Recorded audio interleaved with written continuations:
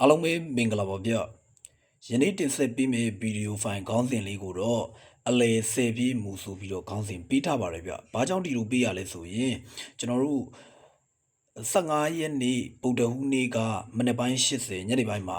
ကျွန်တော်16ဆိုပြီးတော့ထွက်ထားတယ်ဗျ။အလဲမှာကက်လျက်ကနန်းနှလုံးက10ပြည့်ဖြစ်နေပါတယ်ဗျနော်။ဒီ10ပြည့်အပေါ်မူတည်ပြီးတော့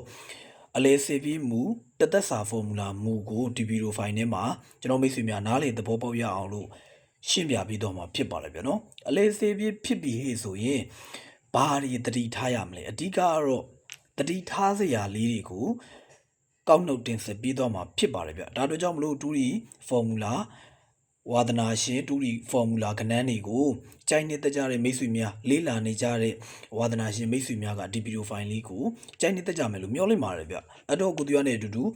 အစနေဆုံးတေချာလေးလိုက်ပါကြည့်ရှုဖို့အတွက်ဖိတ်ခေါ်လိုက်ပါတယ်ဗျ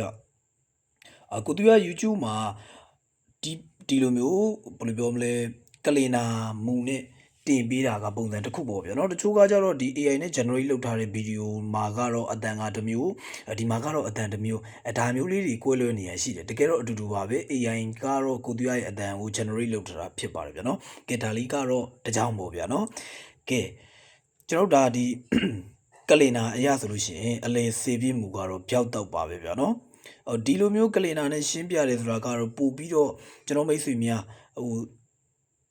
ပို့ပြီးတော့နားလေလွယ်တာပေါ့ဗျာနော်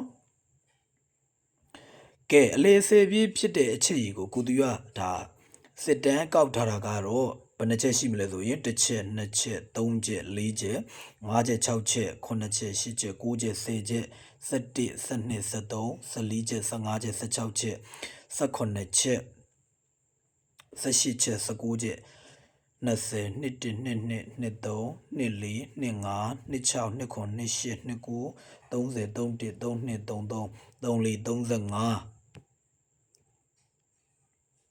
35 36 39 38 39 40 41 42 43 44 45ထားပါတော့ဗျာနော်အချက်50ကျော်ပေါ့ဗျာနော်ကဲအချက်50ကျော်ကလင်နာမှာတော့ဖြစ်ပြထားတယ်ကိုသူရရေအလဲ10ပြည့်ဖြစ်ပြီဆိုလို့ရှိရင်တသက်စာမှတ်ထားရမှာကဘာတွေတတိထားရမလဲကျွန်တော်အကူမတွေဒါသိကျင်နေပါလိမ့်မယ်ဗျာနော်ကဲတော့အလဲ10ပြည့်ဖြစ်ပြီဆိုလို့ရှိရင်ကျွန်တော်တို့10ပြည့်ကဏ္ဍနှလုံးပေါ့ဗျာနော်အလဲမှာဖြစ်တဲ့10ပြည့်ကဏ္ဍနှလုံးကမြန်လင်းချက်ချင်းများသောအားဖြင့်2ရက်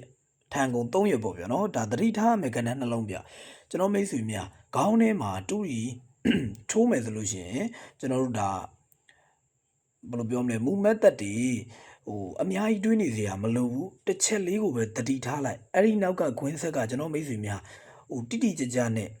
ရှာသွားတယ်ဆိုလို့ရှိရင်ပောက်ကွက်ကကျွန်တော်တို့ရဖို့ကလွယ်ပါတယ်ဗျာနော်ကဲတော့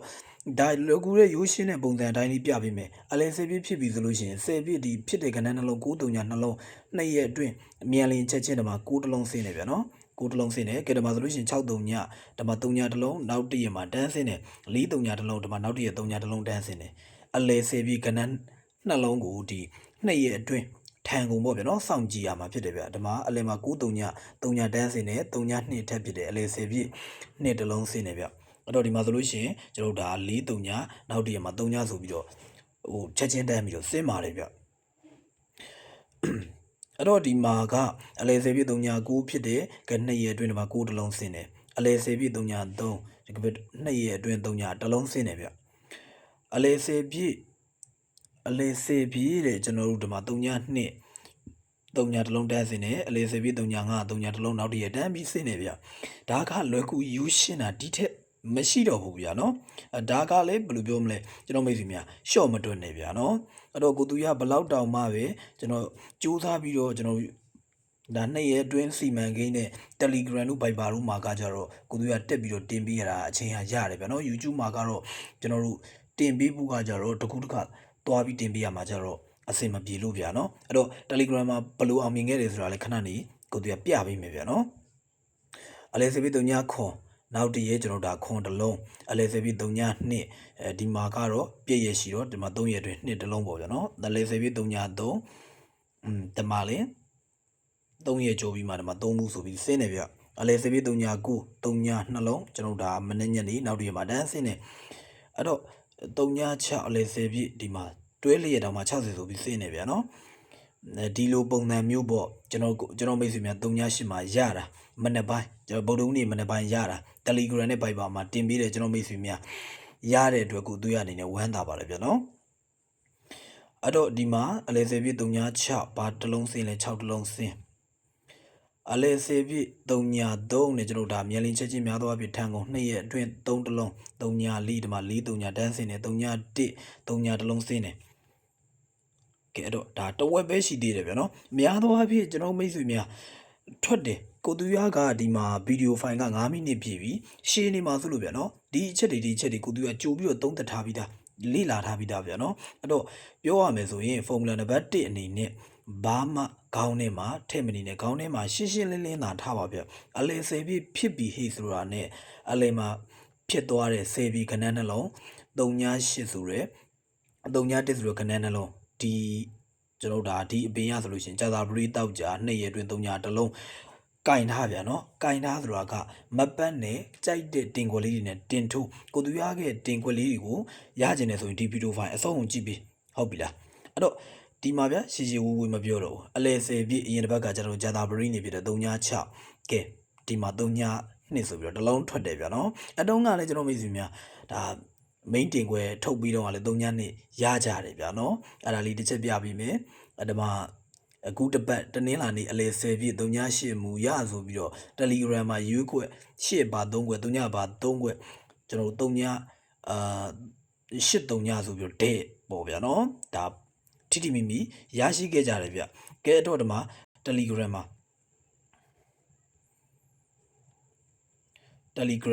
ဆိုတော့ကဲဓမ္မပေါ့ဗျာနော်အလဲစေပြတနင်္လာနေ့48 3ည2အလဲစေပြမူရဒီဘယ်လိုပြောမလဲကျွန်တော်အင်္ဂါညနေရနေပြီးတော့မှဗုဒ္ဓဦးနေ့မနေ့ပြန်တရက်စာအထိကျွန်တော်8နဲ့3ညအထူးဆောင်ကြည့်ရပါမယ်83 85 80 34 36 39ဆိုပြီးတော့ရွေးပေးခဲ့တယ်ဗျအဲ့တော့ကျွန်တော်မိတ်ဆွေ Telegram နဲ့ Viber Channel အနီးကပ်ဝင်ထားတဲ့မိတ်ဆွေများကဒီ main တင်ခွက်လေးရရှိသွားကြပါတယ်ဗျာနော် Telegram Channel join မဲ့မိတ်ဆွေများတရားလေးကြည့်သွားပြီဗျာနော်သူရ 2D3 လုံးဒါကိုသူရရဲ့ channel ဖြစ်ပါတယ်ဗျYouTube ပါဆိုလို့ရှိရင်လည်းဒီအနီးကပ် channel တွေဝင်ထားဖို့အတွက်ကိုသူရအနေနဲ့ link ချပေးထားပါတယ်ဗျာနော်အဲ့တော့နောက်တစ်ခုအနေနဲ့ကကြတော့ဒါ2ရက်အတွင်းစောင့်ကြည့်ရမယ်လုံးပိုင်းကျွန်တော်မိတ်ဆွေများတစ်ခုရသွားကြပါလိမ့်မယ်လို့မျှော်လင့်နေဗျကဲနောက်တစ်ချက်အနေနဲ့ကကြတော့ကျွန်တော်တို့ဒါမြန်လင်းချက်ချင်းများသောအဖြစ်3ရက်အတွင်းဒါ3ရက်အတွင်းထန်ကုန်လွန်ရောကြုံရောတွေရှိပါတယ်ဗျာနော်ဒါပေမဲ့ဘယ်လိုပြောမလဲဒီအချက်လေးကိုသိထားစေချင်တာကိုသူရကတော့ဒီကူပေးမဲ့အခုရတော့အပိုင်မှာဟေ့ဆိုပြီးတော့ထိုးခိုင်းမှာတော့မဟုတ်ဘူးကျွန်တော်မိတ်ဆွေများအနေနဲ့ကိုယ်တိုင်သုံးသက်ပြီးတော့ဒီအချက်လေးကိုသိထားတယ်ဆိုရင်ကျိုင်းနေတက်တဲ့ကဏ္ဍနေဆွဲထုတ်ပြီးတော့ထိုးလို့ရတယ်ဗျအဲ့တော့အလဲ10ပြည့်ဖြစ်ပြီဆိုလို့ရှိရင်လည်းကျွန်တော်ဒါဒီ10ပြည့်ဖြစ်တဲ့နေကုံပေါ့ဗျနော်ကဏ္ဍ၄လုံးဥပမာ5936ကျွန်တော်ဒီမှာ5936 2ရက်အတွင်း56ဆိုပြီးတော့ထွက်တယ်အထွက်များတယ်ဗျအဲ့ဒါမှဆိုလို့ရှိရင်2634ဘာထွက်လဲဆိုတော့3ညနှစ်နောက်ကနေတန်းပြီးတော့ထွက်ပါတယ်ဗျကဲဒါမှဆိုလို့ရှိရင်လေခွန်435ဘာထွက်လဲဆိုလို့ရှိရင်ခွန်435 34ဆိုပြီးတော့ဒါမှတန်းပြီးတော့ထွက်တယ်ဗျနော်ဒါမှဆိုလို့ရှိရင်လေ3312 3312 33ည123ပေါ့ဗျာနော်3ည123အခွေကဲဒီမှာတော့ရက်ပင်ကြားလို့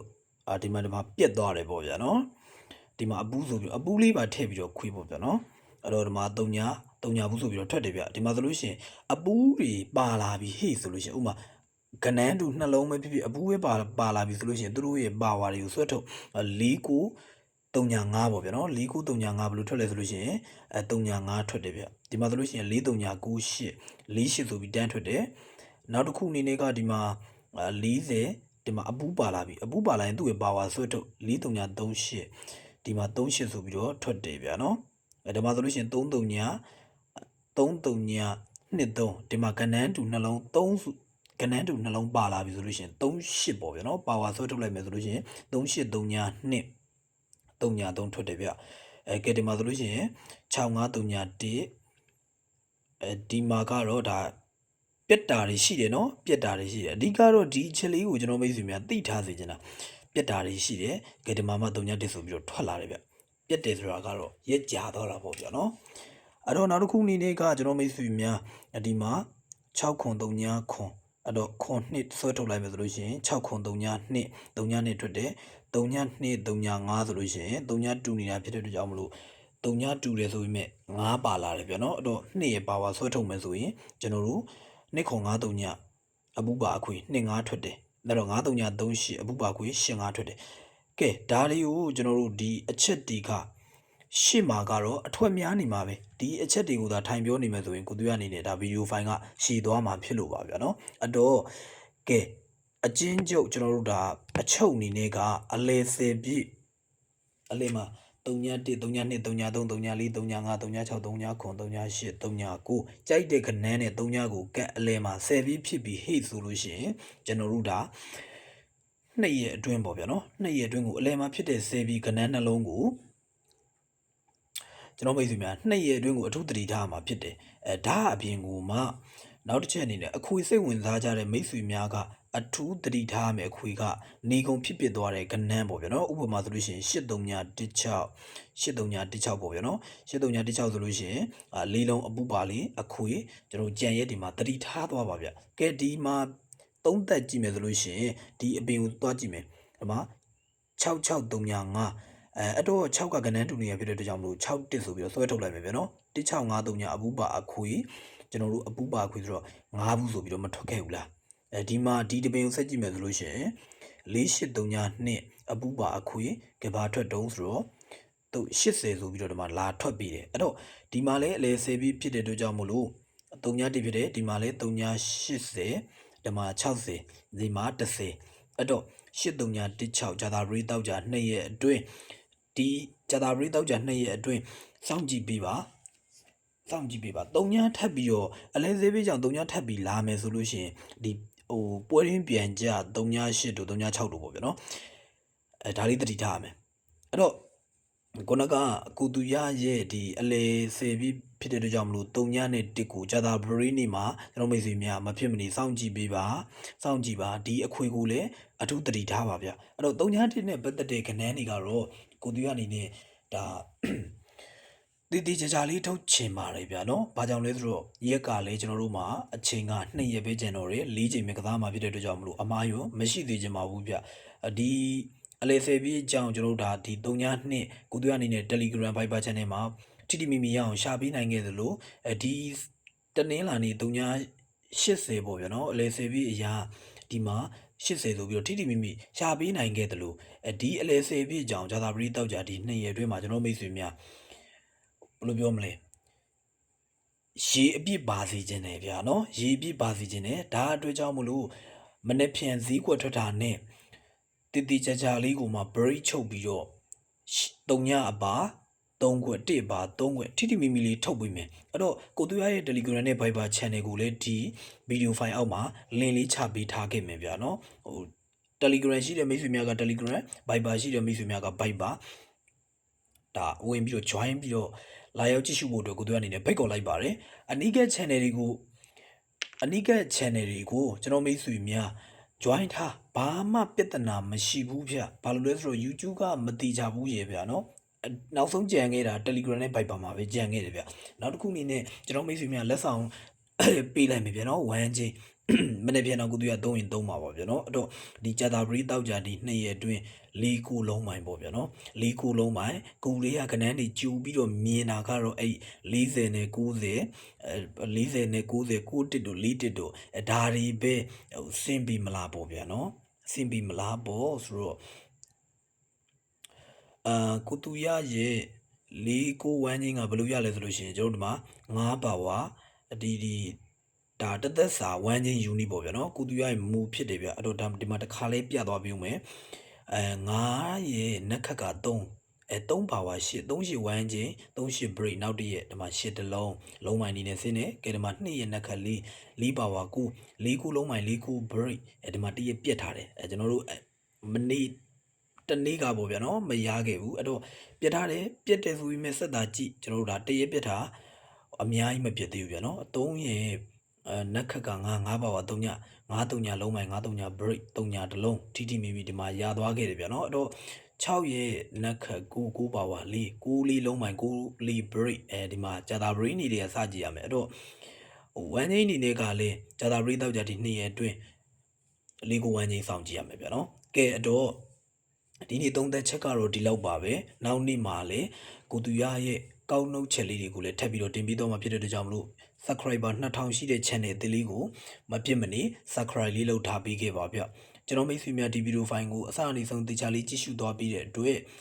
တခုခုရသွားမယ်လို့မျှော်လင့်ပါတယ်ဗျာနော်အဲ့တော့ကိုသူရကိုအားပြီးတဲ့အနေနဲ့ like လဲမှာလေးတွေနှိပ်ခဲ့ပါ comment မှာဒီမူရဲ့ရှင်းပြတဲ့အကြောင်းအရာလေးတွေပေါ့ဗျာနော်ဘေကနန်းဘလူးကစားရမလဲပေါ့ဗျာနော်အလေစေပြီးမူကြောင့်ဘလူးကစားရမယ်ဘဲခွေဘေကနန်းတွေကိုတတိထားရမယ်ဆိုတော့ comment လေးတစ်ချက်ရေးပြီးခဲ့ပြီးဗျာနောက်တစ်ခုအနေနဲ့ဘေနေရာကနေပြီးတော့အားပေးနေတယ်ဆိုတာလေးကိုပါတစ်ချက်ဝင်ပြီးတော့မှန်ထားခဲ့ပေးပါဗျကဲအားလုံးပဲရှင်လန်းချမ်းမိကြပါစေ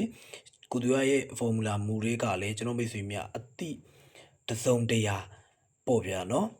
ရသွားပြီးတော့တူရီထိုးတဲ့ခါမှာလည်းပောက်ကွက်မိကြပါစေဗျကဲနောက်ထပ် formula video file နဲ့အတူတူထပ်ပြီးတော့တွေ့ကြပါမယ်ဗျ